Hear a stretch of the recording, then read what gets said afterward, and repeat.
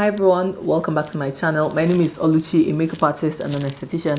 In this video, I'm going to tell you how to use the Ordinary Retinol 1% in Squalene. Before I tell you how to use it, I'm just going to tell you about retinol, generally who it is for and why you should incorporate it into your skincare routine. Retinol generally helps to accelerate skin cell turnover. So from 25 upwards, collagen production. Collagen is what's responsible for the skin's tightness, elasticity. So when we start to age, that collagen production tends to slow down. That's why when you see people that are much older, their skin is a bit wrinklier, you get to see fine lines and wrinkles and all that. When you incorporate retinol into your skincare routine, it reduces the appearance of fine lines and wrinkles. So this retinol is infused in Squalene, and Squalene is a natural moisturizing ingredient, making this retinol a nice one because generally retinol can be very drying, very stripping. So let this absorb into the skin, give it some time to absorb into the skin, then follow up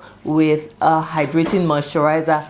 That's it for your nighttime routine. In the morning, ensure you incorporate broad spectrum SPF. If you do not use your SPF whilst using this, what's going to happen is that your skin will be ruined. Yes, take it from me, you would find out that you have hyperpigmentation and then you just get results that you just do not want. Why? Because retinol further makes the skin photosensitive. In other words, it means that your skin will be more susceptible to the harmful rays of the sun, so your skin is more prone to damaging. So you want to ensure you really use a good SPF, a broad spectrum SPF, minimum of 30, and use this, apply this all over your face and your neck as well. That's basically how you want to incorporate this into your skincare routine.